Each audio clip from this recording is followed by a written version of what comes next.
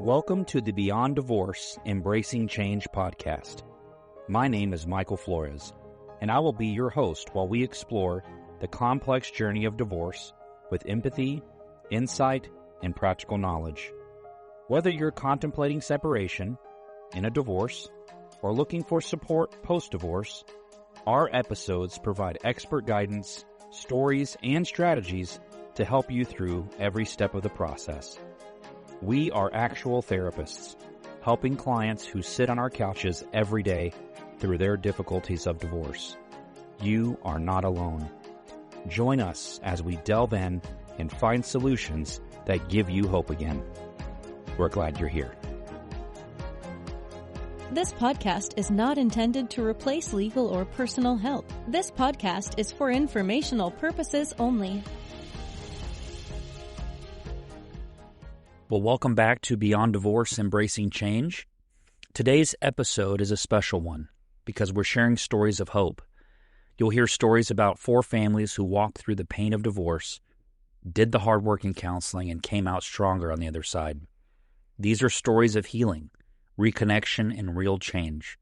If you're in the thick of it right now, we hope these voices remind you that repair is possible and that peace can be part of your story too. Here we are, everyone, with success stories. Really excited to go over this with you. Jen's actually going to share with us a success story regarding some reunification work. Is that correct? Yeah, I am. There's a family that I worked with over the last year or so that what happened is there was a teenage daughter. Okay. Who was really angry with mom. Okay. You know, parents have 50-50 custody. They've been divorced for a while. Mm-hmm. But there was something that happened, and there was a lot of animosity, and there was a lot of frustration, a lot of arguing. And then the kid started refusing to see mom for a goodness. while. So my part came in when they had gone back to court, a reunifying piece to bring mom and the kid back together. Right. And what was really cool about this family is there definitely was some serious animosity. The child was very vocal about how she felt and what she felt was going on because of the divorce. And it was all because it stemmed from how the mom was reacting to the divorce. Okay. So I started working with them, and at the very beginning, there was very confrontational sessions where we have kids saying, you did this, and mom's just defending herself the whole time. We go through quite a bit of work on understanding each other, listening to each other, acknowledging each other, like we've talked about before, and really understanding where the other person's coming from. Right. You know, mom tend to want to blame dad. Okay. For a lot of things. Or your dad told you to say that. Your dad's telling you all these things. And, you know, we had to get that piece away and really focus on their relationship. Once we were able to pull that back, and I had some really tough conversations with mom about how she was handling things and what she was working on. Of course, she had her own individual therapist, which helped. But what was so great about it is over the time that we spent together, they started really listening to each other. And they started being able to collaborate with each other. They started to be able to stop the fight before it became a fight. How did that happen? They took the time to realize, okay, wait, is it worth this argument right now, or do I need to leave this person space? Because one of the issues was mom's always on top of things. Yeah. To the point that the kid is driving me nuts. You know, you have a 16-year-old who really is a little bit self-sufficient. Sure. And so it was hard, but we got, mom backed off a little bit. The kid backed off a little bit. Yeah. Kid stopped calling mom's names. Wow. That's great. And she figured out some things for herself that helped her calm down. And so basically they gave each other time and space to really sit back and think what really happened in that moment. Right. And how can we resolve it so it doesn't happen again? Okay. And it took some work. I mean, a while. I think I saw them for almost a year. And they really worked on how they talked to each other. And once they did that, then the piece with dad actually started to mellow back because dad was no longer the influence. Mom was seeing the kid for the kid. Yep. And it was amazing. And then the last time I saw them a while ago, and they were both came in, they were smiling and happy, and everything was just, it was so different. Their demeanor with each other was so different from when I started seeing them. It was so awesome to see their connection with each other. Right. Is what they wanted it to be with their mother-daughter relationship. Mom made it you and me, not you, me, and three. Yeah. Yeah. And it's amazing. It is so cool to see because there was such animosity in the beginning. Uh-huh. And now they work together. Yep. They do stuff together. They enjoy each other's company. They also have space from each other. I think... Which I think it works well, especially with a teenager. What I think people forget is when someone's that angry, that hurt, it's because they cared. Oh, yeah. At some level, they cared that much. Yeah. And if you tap into that resource of, this really seems to bother you. Yeah. And a lot of times when kids used to say, I don't care. Yeah. Remember when kids used to say, I don't care. Yeah, I don't care. I don't care. Oh, they still do. Do they care? Oh, they so totally care. They say they don't care because they don't really know how to answer things, or they don't want to say what they really think. Because if I let myself care, I could get let down. Yeah. It may not go in their favor. That's right, and that'll hurt. So I'd rather try to not care or tell myself I don't want to care, so that way it doesn't hurt in the event I get let down. Yeah. Well, we're all gonna get ice cream. If you don't finish your dinner, you're gonna be the only one getting it without ice cream. I don't care. I don't care. And then you can go, okay, well, let's see if you don't care. Then we're eating our ice cream. Or you might look at them and go, I wonder if that's just easier for you to say. Oh yeah. Because you don't want to be let down. And it's funny because it also makes me think of some other kids who are like, well, I just don't want to be around that parent. I'm like, is it that you really don't want to be around them, or you just don't want to deal with the issues that are going on? Well, is the natural tendency for a kid to avoid? Yeah. Okay. Well, they do. I think it's a natural tendency in most humans. And so I have to give this child credit too. Yeah. In the success story you shared, that the animosity was so big, but yet they came in, worked the process, found a level of peace that they both were able to come to, and now look at the relationship. Yeah. And it sounds like the parent spent the majority of their time focusing their energy back on the child and not on the third part. Exactly. Yeah, you and me, not three. Exactly. And it's just really cool to see. And to see the smiles on their faces and know they're real. And know that they've really made some adjustments that really have worked for their relationship. Jen, I want to thank you for sharing that story so that people can hear that things happen. It takes work, but they get there. It does. Yeah. They do get there. Well, thank you for sharing that success story. We're going to have some more coming for you soon.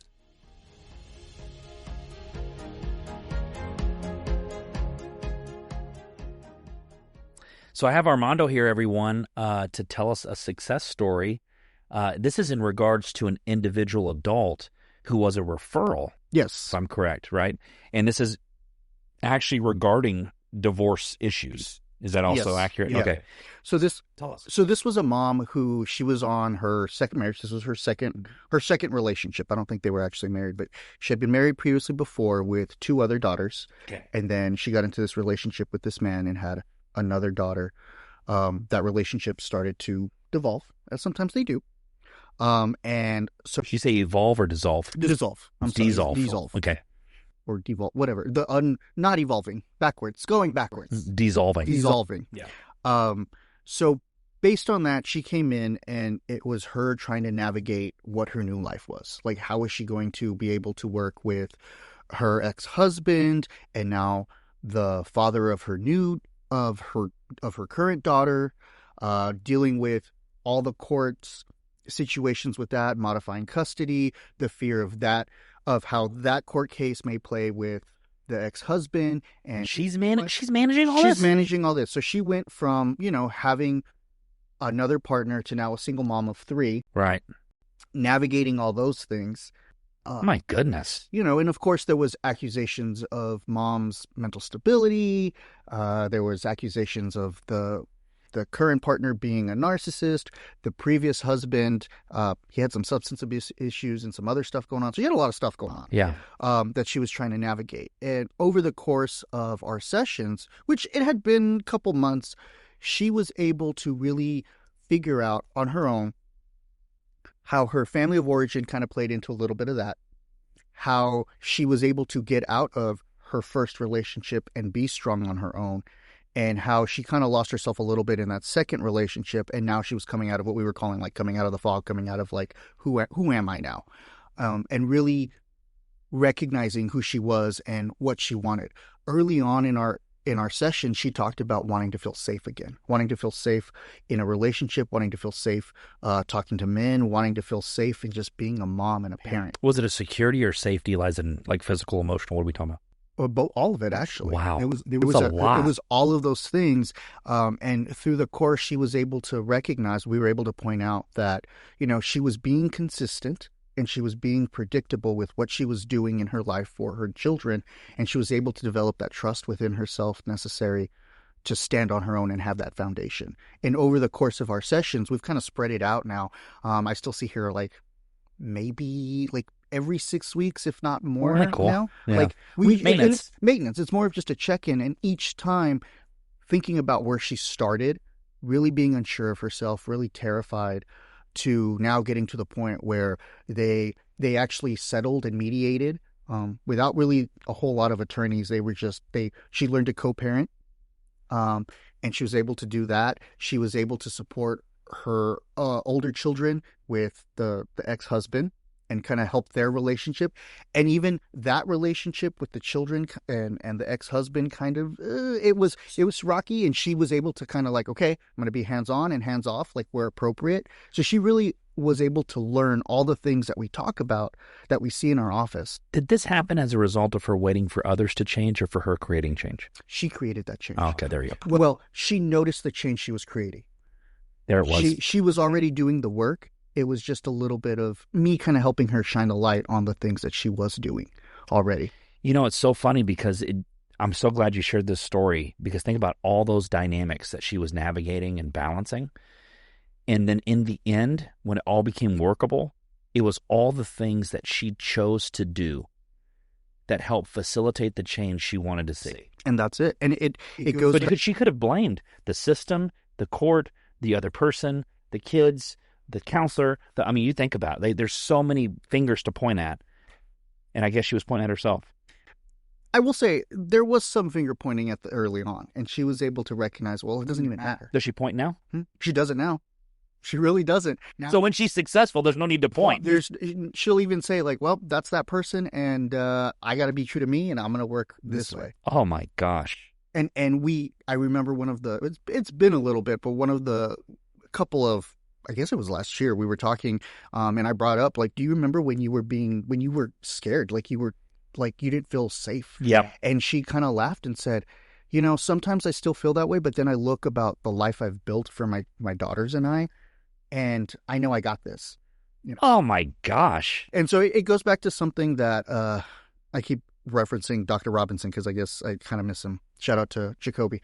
2 times today. Huh? 2 times you shout out to Jacoby. You did that earlier in the other podcast. Well, he's on my mind. But all right, continue. We had a close out. He said one of the things he used to say is that, you're not crazy. This is crazy. And that's his line. And that was something that me and her talked about. And she was like, that's absolutely right. Sometimes, you feel like you're crazy when everything else is in chaos, and it's like you're not, and you have to remember that.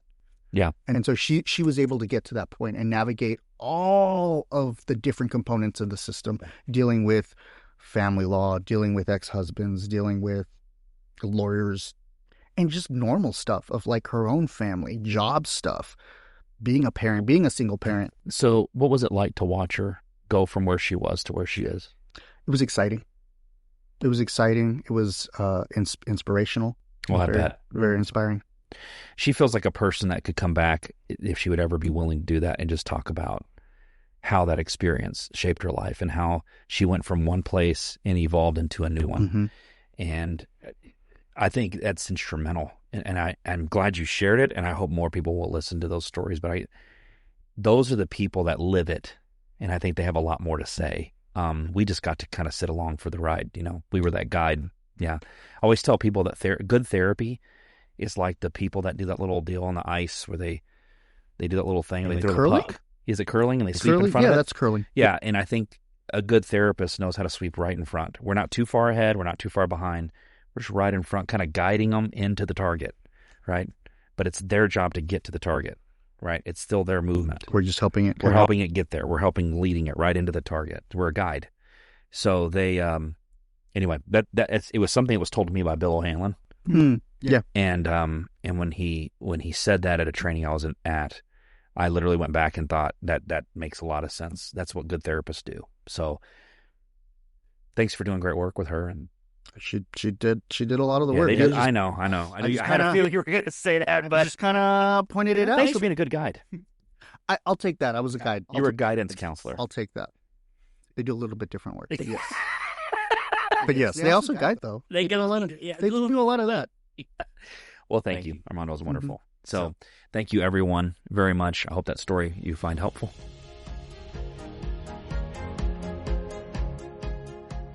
So, Michael, you're here. What kind of success stories do you have of the great work that you do with all our families and children? Thank you, Armando. I appreciate that compliment. And yes, I literally pour it all out to give people the best that I have. And I will ask people hard things. I will ask them to do hard things. I will maneuver them to do hard things. And one of the success stories I have was regarding a whole family. So it was parents, step-parents, and this actually it was one child. And so with all of those dynamics in the family. All the dynamics were in the family. I think there might have been other kids, but this was this particular child. He was a distractor. Okay, so he was right at that teenage. This is probably a 14, 15-year-old, somewhere in there.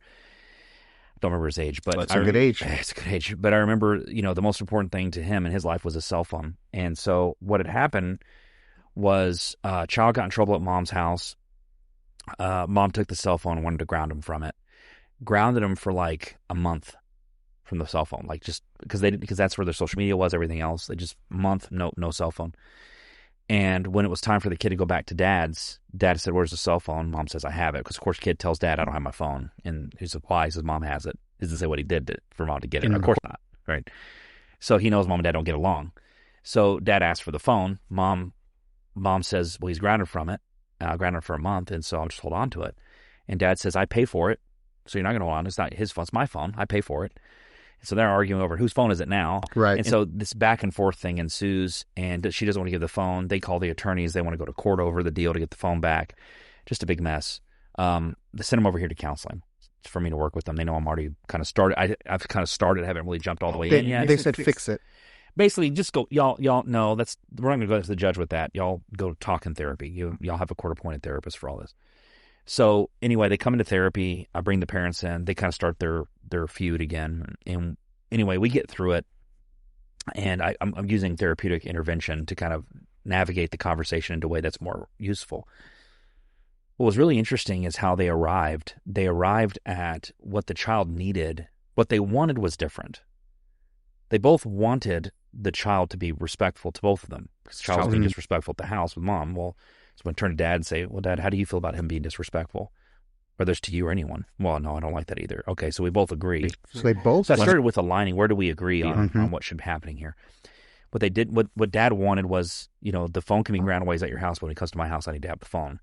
And Mom's like, "I don't trust you to keep the phone from him, for a month. There's no point in that. Might as well just let me hold on to it because you're robbing my ability to be a parent." At the end, we got to it with the parents is they actually agreed that he needed to be grounded from the phone. Mom agreed to give Dad back the phone, right? And then Dad would actually give the phone back to Mom. Like it was going to go back and forth so they could both see that the phone was... That the phone was going... The phone's going to go back and forth. And these are parents that did not get along. Correct. And they agreed on doing this for a month long. And I'm going to be honest with you. In my mind, I'm going, a month is way too long. However, when they align, I shut up. Mm-hmm. Right? Now, unless it's going to put the kid in safety. It's not safety. It's just a long time. I know. So they both agreed on a month. So kid's out in the waiting room. I go get the kid. The kid comes in. I said, "Hey, you can come on in now." And I actually asked Dad before I went to get the kid if he would be the one to kind of break the news because he's the one that changed his decision, which was Mom's original month. And kid comes in, sits down, and a chair is actually sitting by me because the couch is full and the two chairs I have over here are full. And Dad says, "Hey, man," he goes, "I talked to your mom." He goes, "And I heard about your behavior at the house, and you know that I don't allow that in my home either." And the kid goes, "Yeah," he understood. And he said, "Your mom said that you should be grounded for a month." And Dad said, I'll be honest, I think that's kind of a long time. However, I'm not going to undermine your mother. Wow. He said, "Your mother said a month, it's a month. And it's going to be the same way at my home. Now, the phone is going to go back and forth, but you ain't touching it." And so after the end of the month, when I hear from your mom, if you're on my time, I'll give you the phone back. But if you're with mom and it's been a month, then she'll give you the phone back. But that phone's going to stay in our possession until that month is up, because I want you to understand how important it is to be respectful. And mom, he looked over his mom. Mom says, your dad and I talked and we agreed on this, and this is what we're going to do. We are going to do. Wow. Use that word, we, the collaborative word, This kid looks over at me, has this face of like, and literally asks me, he goes, what did you do to my parents? Right? I'm surprised he didn't say, what the hell did you do to my parents? He just looks at me and goes, what did you do to my parents? And I said, what do you mean? And he says, they never agree on anything. Wow. How powerful was that for that child? Well, here's what's weird. When he says that, we never agreed on anything, I turn to him and I say, well, what's it like to see them agree on this? Wow. And he says to me and to his parents, it's really weird. I don't like that I'm grounded for a month, but I like that we agreed. Wow. So he smiles. About being grounded. Literally, as if, wow, I've never seen my parents do this. And it was pretty cool. It was pretty touching. I will tell you, I don't think I had many more sessions. I maybe had one or two after that, because it's like the power of the parents experiencing when we come together, even when, and I used to tell parents, a good way is go with the stricter of the two, because then no one's ever undermined. It's harder on the kid, honestly, but no one ever gets undermined by that, right? The child then understands there will be consequence for things, and it creates a level of alignment, and that's what happened here. Parental alignment for me started that day. So that's where that notion, that idea. Yes, the word parental alignment came from Jorge. Jorge used that term, and we were talking through stories and stuff, and he told me this term, and I was like, damn, I've never used the term like that. It's just so clean, right? It's not co-parent. Parental alignment. We're moving in the same direction. direction. We're aligned on what we want to have happen for our child, right? But we may not agree on how to get there. Co-parenting is how do we navigate getting there. Parental alignment is agreeing on where we're going. Right? I think that's step one. And so parents did parental alignment. They did co-parenting on their own. And so that's my story. I mean, it was powerful. But this is a distractor kid. Right. Knows his parents don't get along. He was playing the system. He Of knew how course, to. Mom took my phone. Why? She said I couldn't have it. I couldn't have it. Yeah. And creating a Why does he not have his phone? And they were able to sit down and have a conversation. Yep. In a line. And they did it in a therapy setting, but then they realized they don't have to pay me to do that. So this kid not only was glad that he was grounded, but it also undid his ability to distract at the same time. In a sense, yeah, which might have been the thing he always wanted. That was the goal, right? And he was creating it by creating a problem, not realizing that when the parents did align, did you take the ability to be a problem away, but you started learning to work together, which is probably what he I don't even say probably, it is what he wanted. And that's literally where the smile, in my opinion, came from. This is weird. I don't like that I'm grounded for a month, but I like that my parents agreed. Wow. That's a wonderful story. Oh, that was an awesome experience. Awesome experience. That's great. Yeah, it was great. So thank you for asking me about it. Thank you for sharing. Sure, no problem.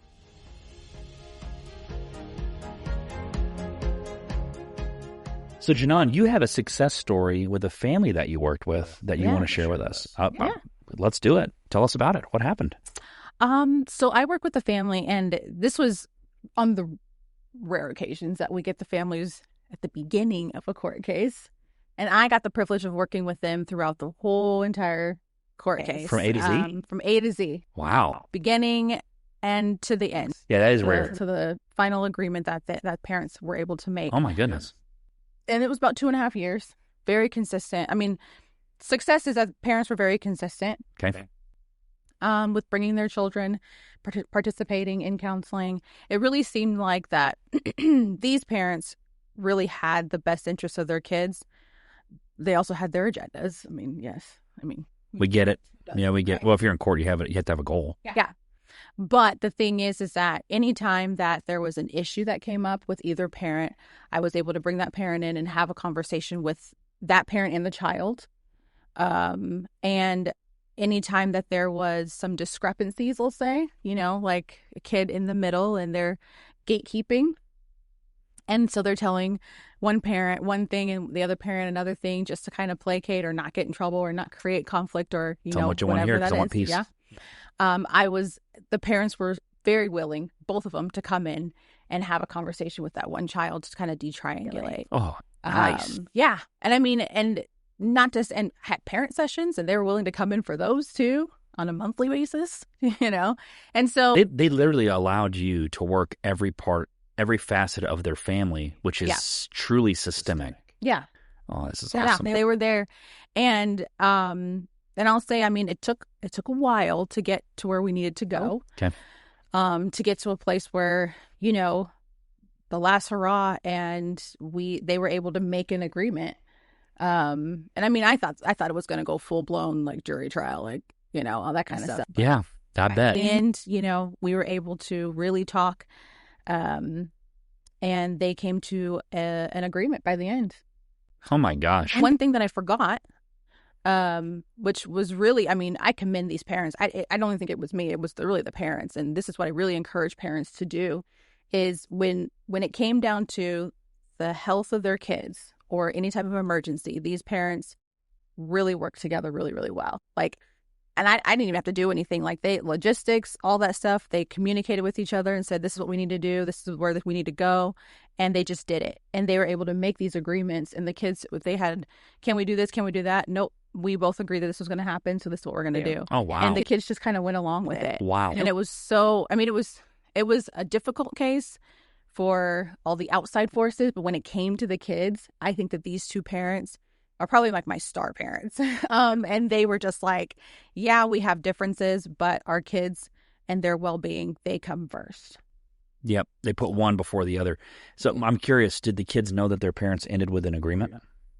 Yes, they did. What difference did that make for them? I think by the end, I did ask them that, like at my discharge session with the kids. I said, what difference did it, or I didn't say what difference did it make because they're kind of young, but I did say, I said, a version of that question. Yeah. What did it do for you to hear that, you know, mom and dad were able to just kind of come together and make an agreement? And they said it was great. Because the thing is, I mean, and it's not even like a traditional agreement that they made. It was very creative that the parents were able to kind of come do. Commend them on that. I think wonderful. that's the work that we did over the past two years, was just, let's try to be creative. And as they had success in being creative, just with things going on in life, they were able to be more creative once it came down to. So let's get what we want by agreeing on what the children need. So it's like the way you described it to me is almost as the agreement was, we were creative in trying to get what we wanted, but never undermining what the child's needs were. Right. Wow. Yeah. You did that. Do that. How'd you do that? Honestly, I mean, it really, you know, it's the work, yes, that I did, but it really came from the parents. So what did they do? That was so important. They were open to the process. Yeah. And I mean, and I'm telling you, like, really open, you know, and they were just like, we really want to focus in on what our kids need. And so the thing is, I think that the contention, you know how we say, like, these parents, you know, we want parents, or kids want parents to love them more than they hate each other. And I think that's where they finally got to, was the place where they're just like, you know what, I love my kid more than I hate this other parent. And so therefore I'm going to put my stuff aside. Yeah. And I'm going to, you know, really allow for, I'm going to say the powers that be. I didn't have that much power, but right. You know, the people that know more than me and that I trust to kind of guide me in a manner that would be very, very helpful for my kids. You said something, and because these star parents did this, they have just had me realize something. It makes me think of a question which I would want to ask is, do you want to be helped or do you want to be heard? Yeah. And I gave them both. I let them be heard at the beginning, and I think they took the first session to be heard. And then after that, it was, now I want help. Well, and I was going to say, the parent that comes and says, I want to be heard, has to eventually get to a place of wanting to be helped if therapy is going to have a place. Yeah. And if they just want to be heard, there's no point in telling me, because I'm not the one that's going to make a decision in the end anyway. You need to go down there. I always point, like, down where the courthouse is, wherever that is, for them. But where they want to be helped, what you're actually doing is you're saying, I'm in a very vulnerable place. I'm not sure how to navigate this. Can you help me? Yeah. And you're allowing us the ability to jump in the boat with you and navigate. Because here's what I think people think therapists are going to do is tell me how to do it. Some therapists do that. I'm not going to lie. They will say, if you ask me a point blank question, I'm probably going to answer it. Yeah. Especially if I think I know. If I don't think I know, I'm either going to go, I don't know, or I got to find out. Right? But if you're just going to say, I don't know how to do this. Can you work with me on this? Or can you help me with it? We're going to navigate together. We're going to collaborate a way to help achieve, that overarching goal, which is to get to a place where y'all can have some peace. Right. One of the greatest, and I'm so glad you brought this story up. Did you have more to say on that story? Kind of. Okay, Now, go ahead. Because what you said actually did happen, which was, and I pivoted it, a little bit. So it was, one parent kind of came to me and was just like, I don't know how to navigate this and all that. And they were coming to me. And so then I was like, yes, we'll navigate through it. But what I was able to do is kind of help them pivot to navigate with the other parent. Yeah. And so then the thing is, it's like, now you're not navigating with me because I wasn't even part of That's the goal, though, isn't it? Yeah. So now it's like I kind of worked myself out of a job where I'm navigating I'm helping them navigate with each other. Yeah. And so now they no longer need me, which is sad because I've been with them for 2 years. But, I'm excited for them because I've said it, and people think I'm joking when I say it, but like, if I do a really good job, right, I will be fired, right? And fired meaning like, hey, Michael, we're there. We don't need you. And it comes from both sides. That's the best, is when both sides are like, hey, we're good. I'm like, all right. So it's a beautiful thing when we can get there. The one of the greatest experiences I had, and it was a really hard thing, is when I've had clients before, it's more than once, but I've had clients before say I'm still in love with my ex in front of the ex. Like they kind of were in a vulnerable place and they were letting the help happen. And they just said, look, I'm not able to let you go. I don't want to let you go. And I'm fighting against you because in reality, I want to be with you, which is, and of course the other side's like, well, that's a very weird way to show someone you want to still be with them. It's to be contentious. Yeah. But they're hurt. And so they're responding out of that contentiousness. And I think if we were just that vulnerable and said, look, I'm probably hurting you in this, but I really care about you and I really care about this. And it's not right for me to hurt you because I'm hurt. Right? Yeah. I mean, it's just, I've had that before. And in my opinion, I wouldn't call it a success story. I'd call it a success moment. And I think we get a lot of those. We get a lot of success moments. Yeah. But when they turn into stories, meaning from A to Z, like what you did, that's phenomenal. So, well, thank you, Janan, for sharing that story with us. Yeah. Is there anything else you want to share with our listeners regarding that, or something to keep in mind, or something that they did that they probably should consider? I mean, I don't remember a lot of what I said, so I'm just kidding. I made that story up on the way. No, kidding. No. No, I really do think that, when you have when parents have a good buy-in, understanding that it comes from the top down. Sure.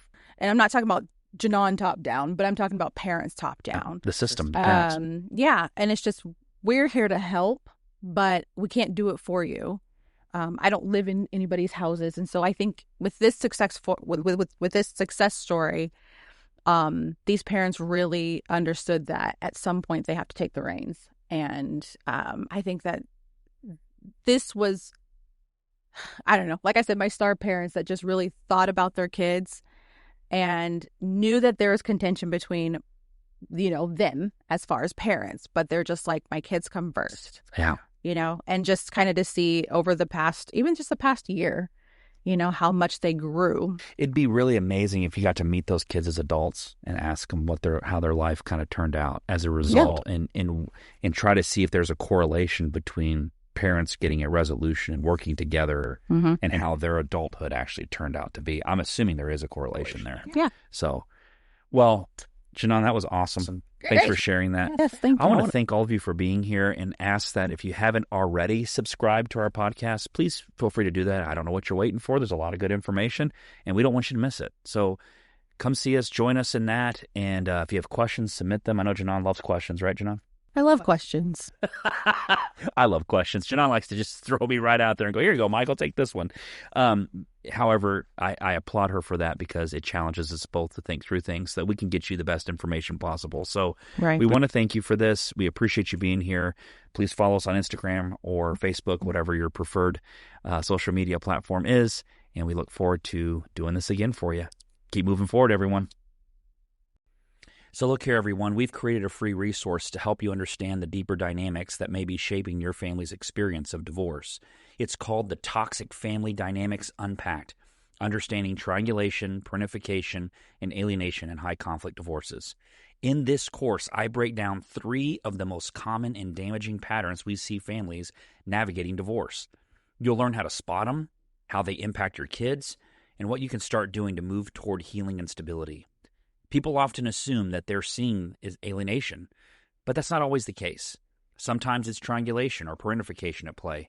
Understanding the difference matters because the path forward depends on it. If you're ready to change the story in your family, visit www.brighterpossibilitiesfc.com/classes or the link in the show notes below to access the course for free. We're here to walk with you on your journey.